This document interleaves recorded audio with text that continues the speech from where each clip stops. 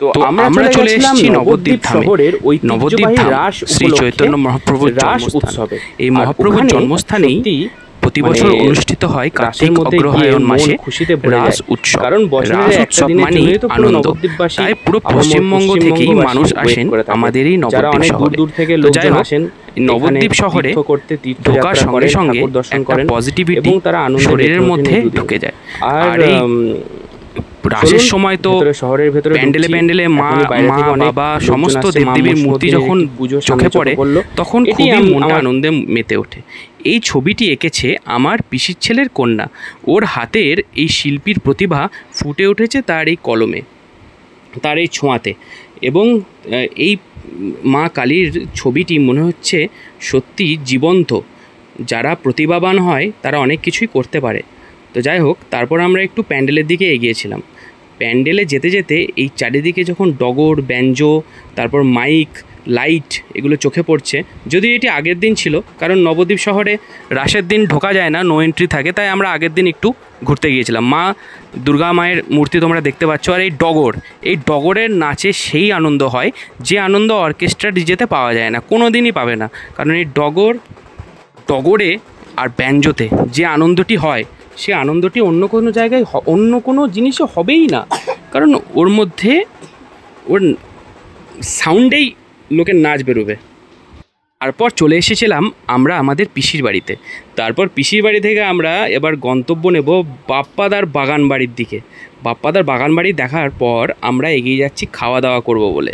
তো পিসির বাড়িতে খাওয়া দাওয়া চলে এসছে ভালো লাঞ্চ, চিকেন, রাইস, ডাল, ভাজা ভুজি, আর কি চাই। তো কবজি ভরে ডুবিয়ে খাওয়া দাওয়া হলো। খাওয়া দাওয়া করার পর আমরা এবার একটু রেস্ট নিয়ে তারপর আবার বেরিয়ে পড়লাম। বেরোনোর পর এই রাস্তার মধ্যে দেখলাম একটি রাধাকৃষ্ণ প্যান্ডেলের উদ্দেশ্যে যাচ্ছে। দেখে মনটা আনন্দে ভরে গেল। রাধাকৃষ্ণর পায়ের তলায় ছিল অনেক ময়ূরপঙ্খ দেখে মনটা আনন্দে ভরে গেল।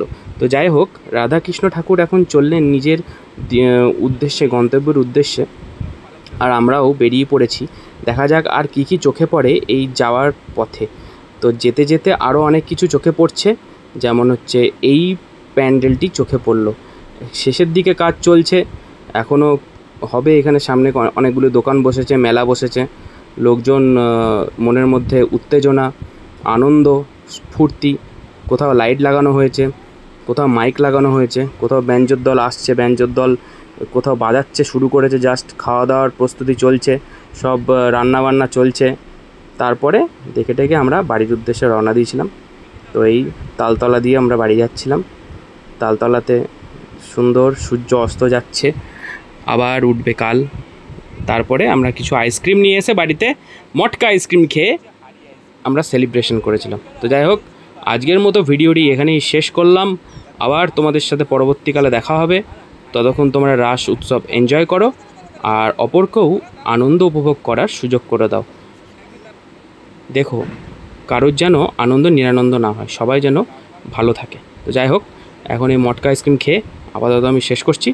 Thank you very much, take care.